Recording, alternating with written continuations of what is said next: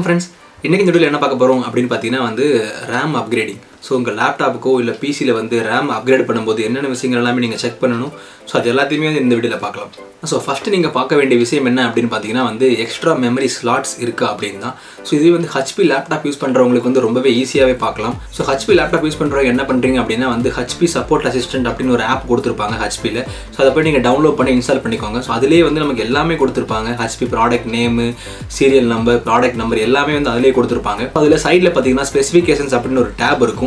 அந்த ஸ்பெசிஃபிகேஷன் டேப்புக்குள்ளே போய் பார்த்தீங்கன்னா சிஸ்டம் மெமரி அப்படின்னு கொடுத்துருப்பாங்க. அவங்களே மெமரி ஸ்லாட் 1, மெமரி ஸ்லாட் 2 அப்படின்னு. ஸோ அதை பார்த்து நம்ம ஈஸியாக வந்து தெரிஞ்சுக்கலாம். ஸோ ஹெச்பி லேப்டாப் இல்லாத மற்ற யூசர்ஸ் எப்படி போய் பார்க்கலாம் அப்படின்னு பார்த்தீங்கன்னா மிஸ்டர் மெமரி அப்படின்னு ஒரு சைட் இருக்குது.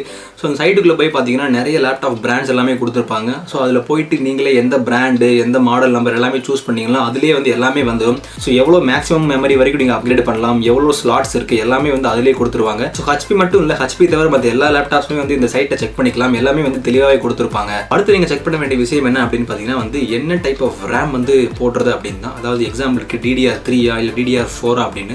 ஸோ ஒவ்வொரு டைப் ஆஃப் மதர் போர்டுக்குமே ஒவ்வொரு டைப் ஆஃப் ரேம் செட் ஆகும். ஸோ அது எப்படி பார்க்குறது அப்படின்னு பார்த்தீங்கன்னா வந்து உங்கள் கூகுளில் போயிட்டு CPU-Z அப்படின்னு சர்ச் பண்ணிங்கன்னா ஒரு ஆப் வந்து வரும். ஸோ அந்த ஆப்பை டவுன்லோட் பண்ணிங்கன்னா உங்கள் லேப்டாப்போட என்ன சிஸ்டம் இன்ஃபர்மேஷன் எல்லாமே வந்து அந்த லேப்பே காமிச்சிடும். எந்த type of mother board use பண்ணியிருக்காங்க, எந்த டைப் ஆஃப் சிஸ்டம் மேனுஃபேக்சர் பண்ணியிருக்காங்க எல்லாமே வந்து அந்த ஆப்லேயே கொடுத்துருப்பாங்க.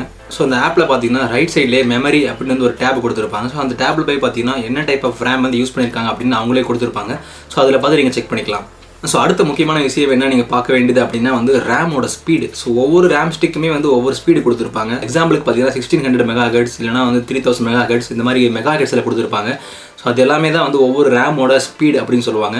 ஸோ அதிகமான மெகாஹெட்ஸ்னால் அதிகமான ஸ்பீடு அப்படின்னு சொல்லுவாங்க. ஸோ அதை எப்படி செக் பண்ணுறது அப்படின்னு பார்த்தீங்கன்னா உங்கள் லேப்டாப்பில் டாஸ்க் மேனேஜருக்குள்ளே போயிட்டு ரைட் சைட் பாட்டம் கார்னரில் பார்த்தீங்கன்னா ஸ்பீடு அப்படின்னு கொடுத்துருப்பாங்க. ஸோ அதில் இருக்கிறது தான் வந்து உங்கள் ரேமோட ஸ்பீடு. அந்த ஸ்பீடை பார்த்து அந்த டைப் ஆஃப் மெமரி ஸ்டிக் தான் வந்து நீங்கள் யூஸ் பண்ணணும் அப்கிரேடுக்கு. கொடுத்துருக்கிற ரேம் ஸ்பீடை விட அதிகமான ரேம் ஸ்டிக் நீங்கள் யூஸ் பண்ணாலுமே கூட உங்கள் மதர் போர்டு வந்து எது வந்து லோயஸ்ட் ஸ்பீடோ அதை மட்டும் தான் எடுத்துக்கும். ஸோ அதனால நீங்கள் கரெக்டாக பார்த்துட்டு என்ன ரேம் ஸ்பீடோ அதே ரேம் ஸ்பீடான ஸ்டிக்கை மட்டுமே யூஸ் பண்ணுங்கள். ஸோ மொத்தத்தில் வந்து நீங்கள் செக் பண்ண வேண்டிய விஷயம் என்ன அப்படின்னு பார்த்தீங்கன்னா மொத்தம் 3 விஷயங்கள் தான். ஸோ ஃபஸ்ட்டு பார்த்தீங்கன்னா எக்ஸ்ட்ரா மெமரி ஸ்லாட்ஸ் இருக்கா அப்படின்னு, அது மட்டும் இல்லாமல் எவ்வளோ மெமரி வந்து மேக்ஸிமமாக நீங்கள் போட முடியும் அப்படின்னு.